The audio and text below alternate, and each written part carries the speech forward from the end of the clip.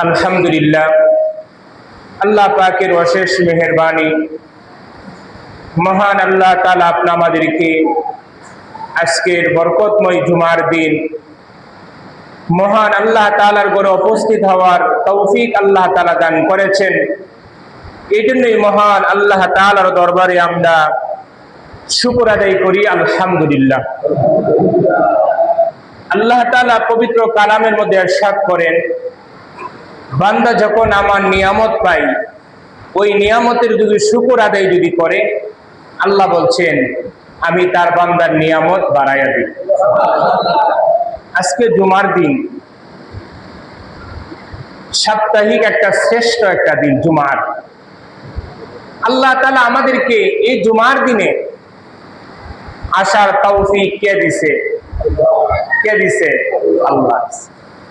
এই জন্য আল্লাহ পাকের দরবারে শুকর আদায় করা।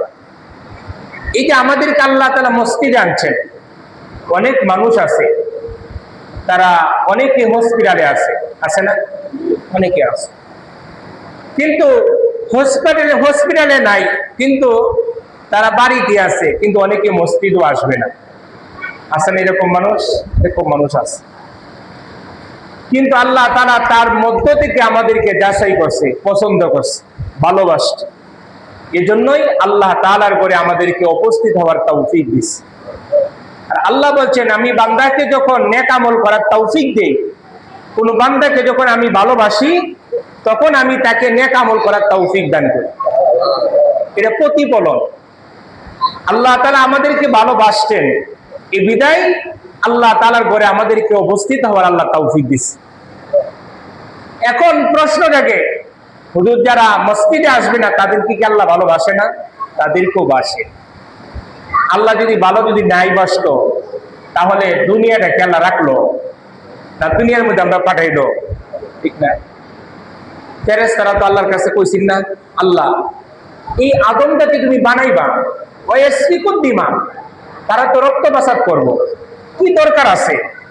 আমরাই তো আপনার শান, কথাবার্তা, ইবাদত বন্দেগী, তাসবিহ তাহলিল তো আমরাই করবা, তাহলে মানব জাতি, আদম জাতি তুমি কেন বানাইতা? আল্লাহ কি কইছেন? ইন্নী আ'লামু মা লা তা'লামুন। এই ফেরেশতারা, আমি যা জানি তোমরা তা। আল্লাহ কইছে আমার আদম জাতি, আমার বান্দারা আমি বানাইছি। কিন্তু তারা যদি খালেস নিয়তে, যদি মৃত্যুর আগেও যদি তওবা করে, আল্লাহ কি বলছেন? তাদের সমস্ত গুনাহ আল্লাহ মাফ করে। সুবহানাল্লাহ। এজন্যই আল্লাহ তাআলা আমাদেরকে আজকে এই বরকতময় দিনে আল্লাহ তাআলার ঘরে উপস্থিত হওয়ার তৌফিক আল্লাহ তাআলা দান করছেন। এই জন্যই মহান আল্লাহ তাআলার দরবারে আমরা শুকর আদায় করি, আলহামদুলিল্লাহ। মুহতারাম হাজিরিন, যে আয়াত আপনাদের সামনে পাঠ করেছি, আসুন এই আয়াতের আলোচনা শুনি। দুনিয়াতে আমরা আসছি, এই দুনিয়া থেকে সকলের চলে যাইতে হবে। আল্লাহ তাআলা একদিন দুনিয়া কিয়ামত ঘটায় দিবে। এই দুনিয়ার মধ্যে কখন কিয়ামত হবে? যখন একজন মানুষও আল্লাহর নাম নিবে না, তখনই আল্লাহ তাআলা এই দুনিয়া আর রাখবে না। দুনিয়া কি করে দিবে? কিয়ামত হয়ে যাবে। দুনিয়া যতদিন থাকবে, যতদিন পর্যন্ত একটা মুসলমান, একটা ইমানদার ব্যক্তি আল্লাহর নাম নিবে, ততক্ষণ পর্যন্ত এই দুনিয়া আল্লাহ তাআলা কিয়ামত করবে না। তাহলে বুঝে গেল দুনিয়ায় একদিন কিয়ামত হবে। এই বিশ্বাসটা হয় কিনা? এই বিশ্বাসটা কার নাই? এই বিশ্বাস যদি না থাকে, ঈমান থাকবে? ঈমান থাকবে না। কেন? রাসূল তো বলছেন, আমানতু বিল্লাহি ওয়া মালাইকাতিহি ওয়া কুতুবিহি ওয়া রুসুলিহি ওয়াল ইয়াউমিল আখির ওয়াল কদরি খাইরিহি ওয়া শাররিহি মিনাল্লাহি তাআলা ওয়াল বাসি বাদাল মাউত। এই যে 7 নম্বরটা, মৃত্যুর পরে আবার একটা জিন্দেগি আছে, এটাকে বলা হয় পরকাল। এটাকে কি বলা হয়? পরকাল। দুনিয়া যখন অস্তিত্ব থাকবে না, দুনিয়া শেষ হয়ে যাবে, তখন আল্লাহ তাআলা একটা হাসরের মাঠ কায়েম ঘটাইব। হাসরের মাঠ কি করবে? আল্লাহ কায়েম ঘটাইবে। এই কায়েম যখন ঘটাইবে, হাদিস শরীফে আসছে, ওই কায়েম যখন ঘটাইবে, আল্লাহ তাআলা সমস্ত মানুষকে লক্ষ্য করে বলবে, ও আমার বান্দারা, ও আমার বান্দিরা, শুনো, আজকে সমস্ত কিছু শেষ হয়ে গেছে, হাসরের মাঠ আমি আল্লাহ তাআলা কায়েম ঘটায় দিলাম, কিন্তু আজকে তো হাসরের মাঠ তো হয়ে যাবে, কিন্তু আজকে শোনো, তোমরা আমাকে আজকে 5টা প্রশ্নের উত্তর দিতে হবে। কয়টা প্রশ্ন?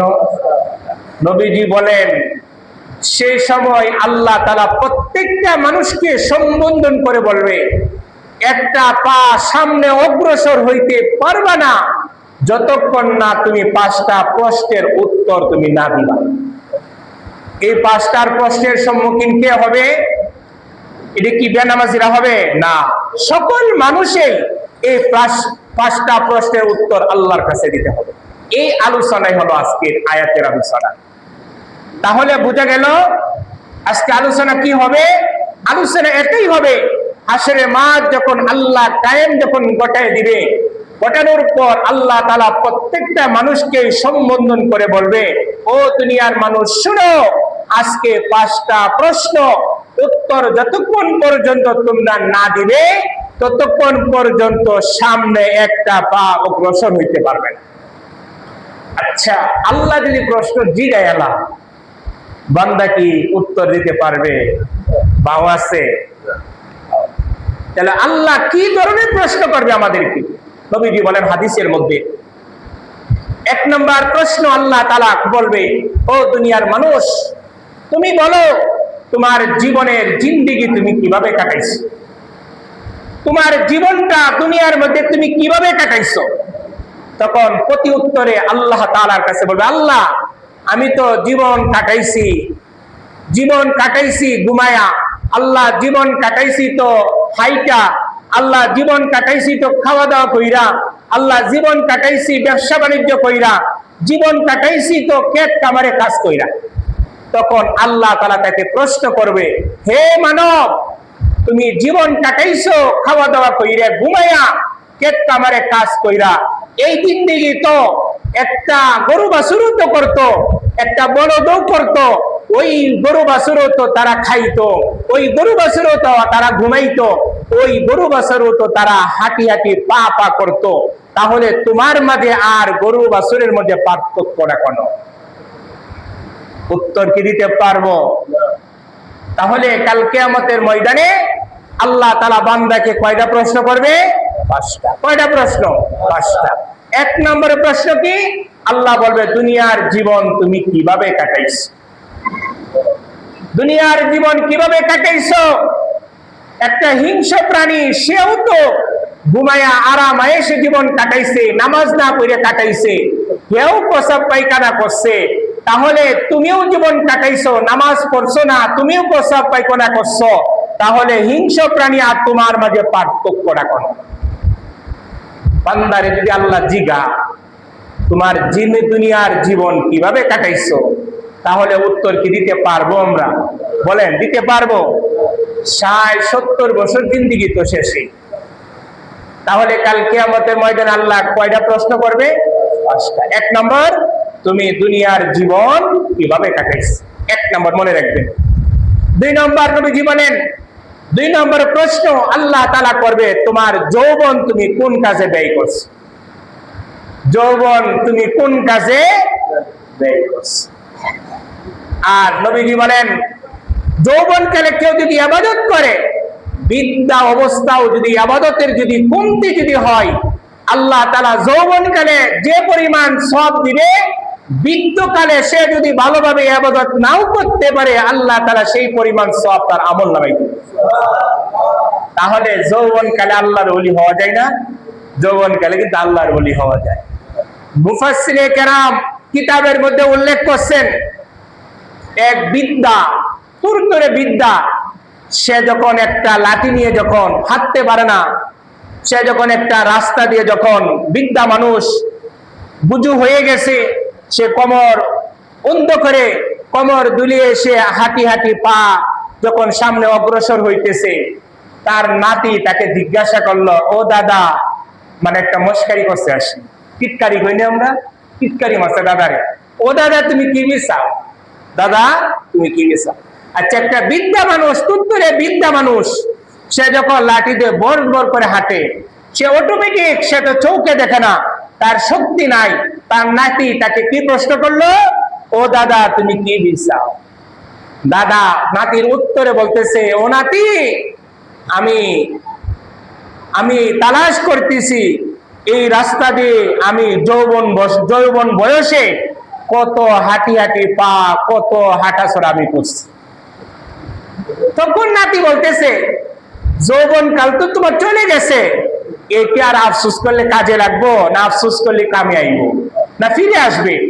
তখন নাতি উত্তরে বলতেছে, ও আমার নাতি, আমি তো আমার কথা চিন্তা করি না, আমি তো তোমাদেরকে বলতেছি, তোমরা তো যৌবন এখনো শেষ করো নাই, কিন্তু যৌবন যখন শেষ হয়ে যাবে তখন আফসোস করলে আর কাজে লাগবে না।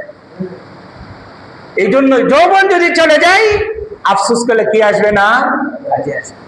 এই জন্যই কিয়ামতের ময়দানে আল্লাহ তাআলা বান্দা বান্দিকে 2 নম্বর প্রশ্ন কি করবে, তুমি যৌবন কালে তুমি কি করছো, যৌবন কালে কি তুমি ব্যয় করছো।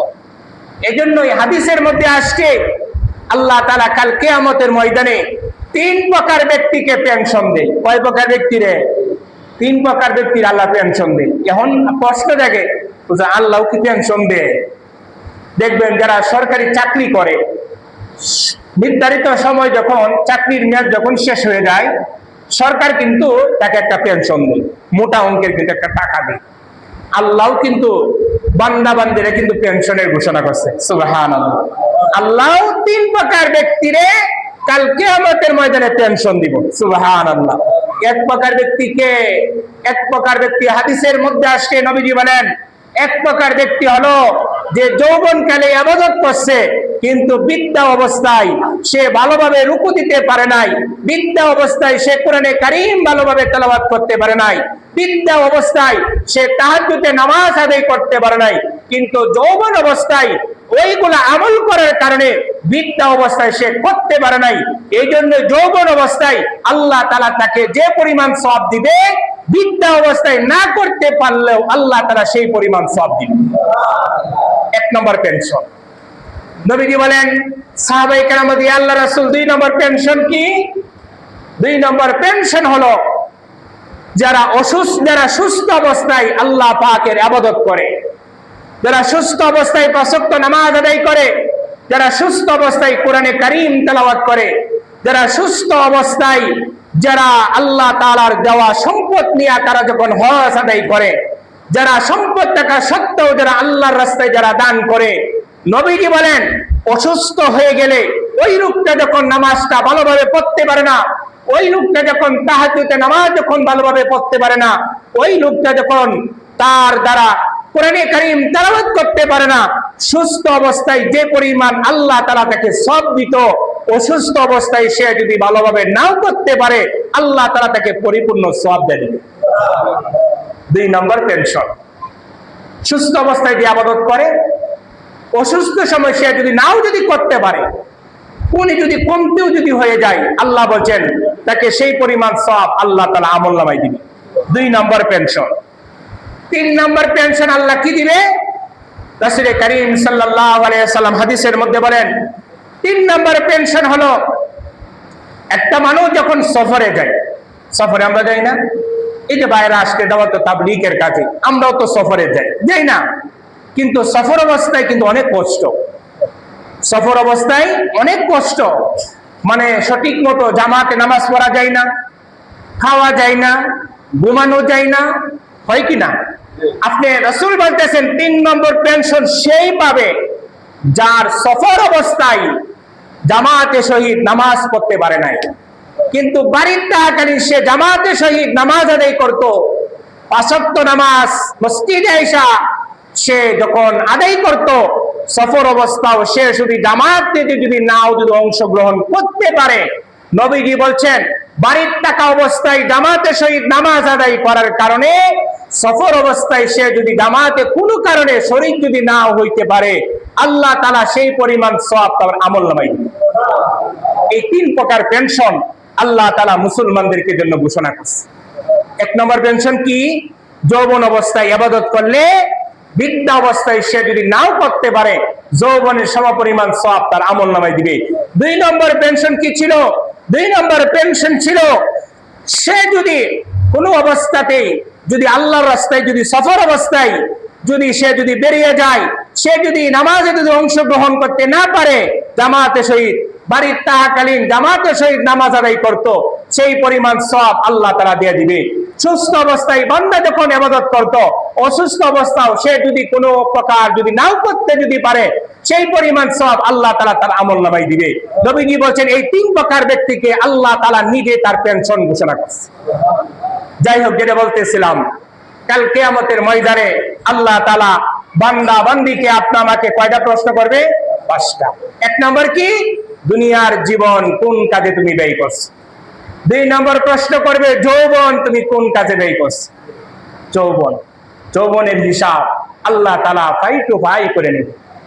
3 নম্বর প্রশ্ন আল্লাহ তাআলা করবে সম্পদ তুমি কিভাবে উপার্জন করছো, টাকা পয়সা তুমি কিভাবে উপার্জন করছো, ব্যবসা বাণিজ্য ধন দৌলত তুমি কিভাবে উপার্জন করছো। আল্লাহ বলবে বান্দা হিসাব দাও, হিসাব দাও। দেখবেন অনেক মানুষ আছে, তারা যখন খেতে যখন হাল চাষ করতে যায়, লাঙ্গল আসছে না আগে, লাঙ্গলে যদি সুদা ধরে আইলের কাছে, তাহলে আইল কি ভাঙবে? ভাঙতো না। ওই চাষা কি করে? আইলের কোনা যে আইল কাটে না, কি করে? তখন ওই লাঙ্গলের যে মাথাটা আছে না, আইলের গুড়ির মধ্যে ধরে দেয়। আচ্ছা ভাই, আইলের গুড়ি যদি কাটতে দেন, আগারে কি থাকবো? মাটিতে পড়ে যেত না? তাহলে আইলটা যদি ভাঙ্গা যায়, তাহলে জাগার ক্ষেতটা বড় হইতো না, একটু হবে কিনা? আল্লাহ তাআলা জিগাইব, তুমি যে 4 আঙ্গুল যে নিলা, আজকে এই ক্ষেতের ওজনটা তোর মাথায় দিলাম। হাদিস মুসলিম শরীফের মধ্যে আসছে। শুধু তাই নয়, 7 আসমান জমিন তার মাথার মধ্যে আল্লাহ দেওয়া দিব। তাহলে আল্লাহ 3 নম্বরের প্রশ্ন কি করবে? সম্পদ তুমি কোন কাজে কি করছো? উপার্জন করছো। সম্পদ তুমি কিভাবে উপার্জন করছো? আজকে ব্যবসা তুমি দিছো, মাপে কম দিছো, এই সম্পদটা তুমি উপার্জন করছো। মাপে কম দিলে কি আল্লাহ ছেড়ে দিব? ছেড়ে দিব? আজকে মানুষ অন্যায়ভাবে টাকা উপার্জন করতেছে। কেউ সুদ খায়া টাকা উপার্জন করতেছে, কে হারাম খেয়ে টাকা উপার্জন করতেছে। মানুষের সম্পদ গ্রাস করে আজকে সম্পদ উপার্জন করতেছে। ব্যবসার মধ্যে সৈন্যই করে আজকে টাকা উপার্জন করতেছে। চাকরির মধ্যে আজকে ব্যবসা করে তারা সম্পদ উপার্জন করতেছে। চাকরি হালাল হইতে পারে, কিন্তু মানুষ আজকে হারামের দ্বারা সম্পৃক্ত হয়ে গেছে।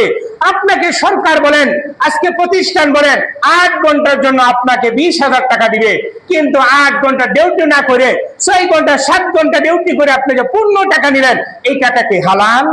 না, হালাল। তাহলে তো 3 নম্বর প্রশ্ন কিয়ামতের ময়দানে আল্লাহ জিগাইব, ও বান্দা তোমার সম্পদ তুমি কিভাবে উপার্জন করছো? উত্তর কি দিতে পারবো? বলেন পারবো। সম্পদটা কিভাবে উপার্জন করছে? আজকে কয়টা মানুষ?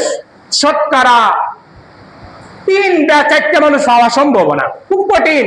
শতকরা 95% আজকে মানুষ হারাম কাজে লিপ্ত আছে। হারাম কাজ, আজকে হারাম টাকা উপার্জন করতেছে। তাহলে হারাম কাজের হারাম টাকা আজকে উপার্জন করবেন, আল্লাহ তো কাল কিয়ামতের ময়দানে জিজ্ঞাসা করবে, বান্দা সম্পদ উপার্জন তুমি কিভাবে করছো? 3 নম্বর প্রশ্ন উত্তর দিতে পারবো? তাহলে এবার বুঝে থাকলে বলেন, কাল কিয়ামতের ময়দানে আল্লাহ তাআলা বান্দা বান্দিরে কয়টা প্রশ্ন করবে? 3টা, 5টা প্রশ্ন করবে। তার মধ্যে 3 নম্বর প্রশ্নটা কি? তুমি সম্পদ কিভাবে উপার্জন করছো। 74 নম্বর বিশ্বনবী মুহাম্মদুর রাসূলুল্লাহ সাল্লাল্লাহু আলাইহি ওয়াসাল্লাম বলেন, কাল কিয়ামতের ময়দানে আল্লাহ তাআলা সবাইকে প্রশ্ন করবেন, ওই সম্পদটা তুমি কোন কাজে ব্যয় করছো? সম্পদটা কোন কাজে ব্যয় করছো? তাহলে আজকে তো আমরা সম্পদ তো অনেক কাজে ব্যয় করি, করতেছি না? গান বাজনায় ব্যবহার করতেছি কিনা? হ্যাঁ, টাকা লাগাইতেছি কিনা? মদ খাইতেছি কিনা? ওই টাকা দিয়ে টিভি দেখতেছি কিনা? সিনেমা হলে যাইতেছি কিনা? পূজায় গেছেন কিনা? আল্লাহ জিগাইতো না? জিগাইব কিনা? হ্যাঁ, জিগাইব কিনা? ওই টাকা দিয়ে হিন্দুদেরকে শুভেচ্ছা দিচ্ছেন ব্যানার বানায়া, আল্লাহ জিগাইবে না? ওই টাকাটা তুমি কোন কাজে ব্যয় করছো? জিগাইবে কিনা? তাহলে টাকা তো অনেক কাজে ব্যয় করতেছি, আজকে গান বাজনার জন্য আমার কাছে আসতেছে, আমি টাকা দিয়ে দিলাম, ঠিক না? বেদাতের কাজের জন্য আমার কাছে আসতেছে, টাকা দিয়ে দিলাম। ওই টাকা কত নাফরমানি কাজে আমি ব্যয় করতেছি, ওই টাকা কত অন্যায় পাপাচারের কাজে আমি ব্যয় করতেছি। কিন্তু আল্লাহ তো কাল কিয়ামতের ময়দানে জিজ্ঞাসা করবে, বান্দা তুমি তোমার টাকা কোন কাজে তুমি ব্যয় করছো, তোমার সম্পদ তুমি কোন কাজে ব্যয় করছো? বান্দা সেই দিন উত্তর দিতে পারবে না। আল্লাহ তাআলা শেষ প্রশ্নটা বান্দা বান্দিকে করবে, ও বান্দা শুনো, শেষ নম্বর প্রশ্নটা হলো, তুমি দুনিয়াতে শুনছিলা, আমল করছো কিনা? ওয়াজ মাহফিলে যাইতা, কিন্তু শুনে আসতা সুদ খাওয়া হারাম, মদ খাওয়া হারাম, গাঞ্জা খাওয়া হারাম, বেপরদা হারাম, হারাম খাওয়া যাবে না, মানুষের ব্যভিচার করা যাবে না, অন্যের প্রতি জুলুম করা যাবে না, বোনের সম্পদ গ্রাস করা যাবে না। তুমি শুনছটিকে আমল করছো কিনা? শুনে আসছো, নামাজ না পড়লে বেনামাজিকে আল্লাহ তাআলা 12 প্রকারের শাস্তি দিবে। তুমি শুনছো হারাম টাকা উপার্জন করলে তোমাকে জাহান্নামে দিবে। তুমি শুনছো তোমার স্ত্রীকে বেপরদায় রাখলে আল্লাহ তাআলা ওই দাইয়ুস পুরুষকে জান্নাতে দিবে না। তুমি শুনছো তোমার যুবতী মেয়েকে ঘরে রাখো, পর্দা সহকারে বাইরে দাও, তোমার স্ত্রী তোমার মেয়েকে পর্দা ছাইরা রাস্তায় দিছো। তুমি শুনছো হালাল খাবার খেতে হবে, তাইছো তুমি হারাম। তুমি শুনছো নামাজ পড়তে হবে, নামাজ যদি না পড়ো কবরে আল্লাহ তাআলা তোমাকে জিজ্ঞাসা করবে। তুমি শুনছো সম্পদ আছে, তোমাকে যাকাত দিতে হবে। তুমি শুনছো সম্পদ আছে, তোমাকে হজ করতে হবে। তুমি শুনছো মানুষের উপর অন্যায় অবিচার জুলুম করা যাবে না। কত কিছু শুনছো, শোনার পরে তুমি কেন আমল করলা? আল্লাহ জিজ্ঞাসা করবে। তাহলে সেই দিন বাঁচার কোন রাস্তা আছে? জীবনে ওয়াজ মাহফিল কি কম শুনছি? জুমার বয়ান কত কম শুনছি? ইউটিউবে বয়ান কম শুনছি? তাহলে আমল যে করতেছি না, আল্লাহ তো জিজ্ঞাসা করবে, বান্দা তুমি শুনছিলা, আমল করছো কিনা? উত্তর দিতে পারবেন? উত্তর দিতে পারবেন? এক লোক সারা রাত বড় ওয়াজ শুনছে, নামাজ সারণ দিত না, হুজুর ওয়াজ করছে নামাজ চারা দিত না, নামাজ দিয়ে ছেড়ে দিব, আল্লাহ তাআলা তার 12 প্রকারের শাস্তি দিব। কয় প্রকারের শাস্তি দিব? 12 প্রকার। দুনিয়া টাকটা 3টা, মৃত্যু সময় 3টা, কবরে 3টে, কিয়ামতের ময়দানে 3টে, এই 12 প্রকারের শাস্তি। কে তওবা করতে আইছে, আমি আর নামাজ ছাড়তাম না, নামাজ ছাড়তাম না। এখন বাড়িতে এসে তার মা বাবা পরিবার যারা আছে কেউ নামাজ পড়ে না, কেউ কি করে না? নামাজ পড়ে না। তাহলে যে শিখতে আইলো নামাজ পড়তে হবে, নামাজ না পড়লে আল্লাহ তাআলা 12 প্রকারের শাস্তি দিবে। এরপরে আসলো আইসা দিয়ে সবাই বেনামাজি, কিন্তু বেনামাজি শিখতে আইছে, কিন্তু শিকার পরিবেশে রয়েছে, কিন্তু আইসে কোথায়? অন্য পরিবেশে। আমার দ্বারা সে কি নামাজ পড়বে? নামাজ পড়বে? নামাজ পড়ে। একটা উদাহরণ দিই, হাদিসের মধ্যে আসছে, নবীজি উদাহরণ দিতেছে হাদিসের মধ্যে। এক লোক একটা আতরের দোকানে গেছে, আতরের দোকানে যাওয়ার পর সে আতর শরীরে লাগাক বা না লাগাক, আতরের দোকানে যদি বসা থাকে তাহলে বাতাসে সে আতরের ঘ্রাণ পাবে না? পাবে কিনা? তাহলে মানুষ যদি নেককার পরিবেশে যদি থাকে, নেককার ব্যক্তির সাথে সে যদি থাকে, সে যতই নাফরমানি হোক, যতই বেনামাজি হোক, ওই নেককার ব্যক্তি থাকার দ্বারা সে একদিন দিনের পরিবেশে আসে। এত তোই নামাজের তালকিন যা বাড়িতে করুক, কিন্তু বাড়িতে যায় যদি দেখে বেনামাজি, তাহলে কোনোদিন ভালো হইতো না। এদিকে যদি ভালো হয়ে রে, আশপাশে যারা আছে বন্ধু বান্ধব, এরা যদি খারাপ থাকে ভালো হইতো? ভালো হইতো। আরেকটা উদাহরণ নবীজি হাদিসের মধ্যে দিচ্ছেন।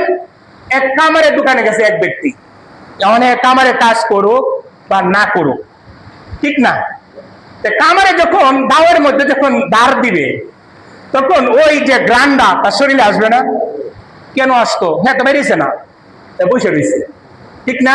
বসার কারণে ওই যে লোহাটা যে পুড়তেছে, ওই পুরা যে সেন্ট, তার গ্রান তার শরীরে আসবে, আসবে না? আসবে। ঠিক তদ্রূপ রাসূল বলতেছেন, তুমি যদি খারাপ সঙ্গের সাথে তুমি যদি চলো, একদিন না একদিন তুমি খারাপ হয়ে যাবে, একদিন একদিন তুমি কি হয়ে যাবে? খারাপ হয়ে যাবে। এই জন্য সৎসঙ্গের সর্ববাস, অসৎ সঙ্গে কি নাশ? সর্বনাশ।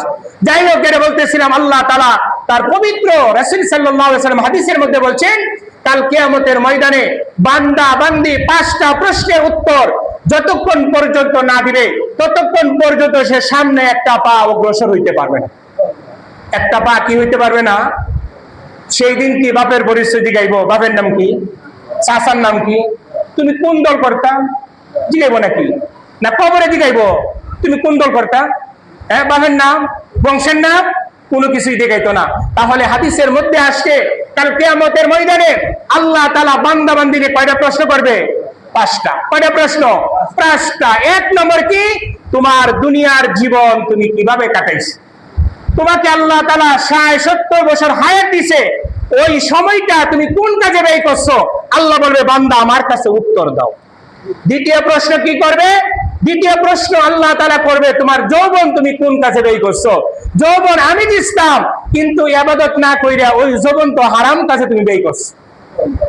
2 নম্বর প্রশ্ন করবে। 3 নম্বর প্রশ্ন, টাকা যে কামাইছো, টাকা যে কামাইছো, বাড়ি যে বানাইছো, দ্বন্দ্ব যে সবকিছু করছো, ওই টাকাটা তুমি কিভাবে উপার্জন করছো। 4 নম্বর প্রশ্ন আল্লাহ তাআলা করবে, ওই টাকাটা তুমি কোন কাজে তুমি ব্যয় করছো। ওই টাকা যে তো অনেক হারাম কাজ করি কিনা, গান ও টাকা দিই দেখি না, মোবাইলে এমবি ভরতেছি টাকা দিয়ে, টাকা বইরে দিয়ে রাইট ভরা বেব অশ্লীল বেহায়াপনা জিনিস দেখতেছি কিনা, আল্লাহ জিগাইতো না টাকাটা কি দিতাম এমবি বইরে খারাপ জিনিস দেখার লাগি, এই টাকাকে দিতাম দিয়ে পূজার মধ্যে দেখার লাগি। কই এই টাকাতে গাড়ি ভাড়া দেখেছেন না, পূজা দেখতেন গেছেন কিনা। আবার শুভেচ্ছাও জানাইছেন, যায় কি জানাইছেন? শুভেচ্ছা। এর অর্থ কি? তোমার যে মত আমারও কি মত, একমত। আর আল্লাহ কোরআনে কয়ে দিছে, এটা আমার কথা না।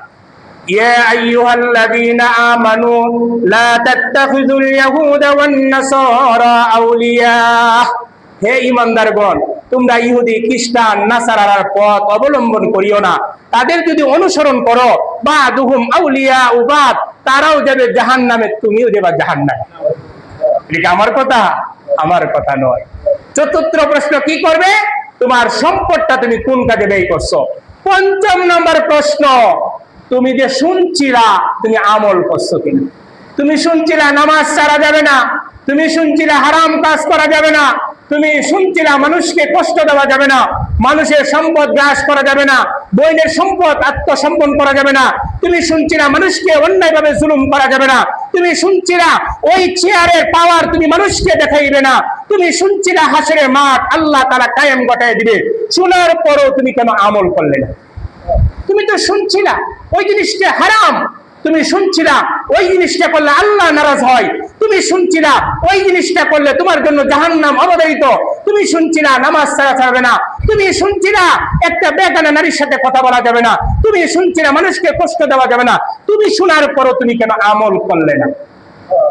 এই জন্যই আল্লাহর বান্দারা কাল কিয়ামতের ময়দানে ওই 5টা প্রশ্ন বান্দা যদি উত্তর যতক্ষণ পর্যন্ত না দিবে ততক্ষণ পর্যন্ত সামনে 1 পা অগ্রসর হইতে পারে। এই জন্যই দুনিয়ার জিন্দেগিটা পরকালের জিন্দেগিটা প্রাধান্য বেশি দিতে হবে।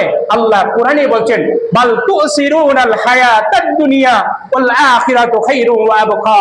আল্লাহ বলেন, ও আমার বান্দারা শুনো, তোমরা দুনিয়ার জীবনটাকে পরকালের জীবনটাকে বেশি প্রাধান্য দাও।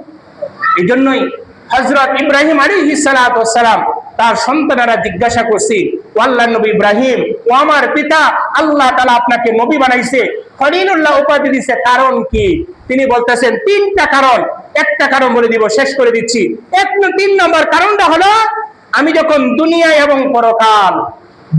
এবং পরকালের কাজ যখন একত্রিত হয়েছে, আমি দুনিয়ার কাজকে প্রাধান্য দেই নাই, পরকালের কাজকে আমি প্রাধান্য দিছি।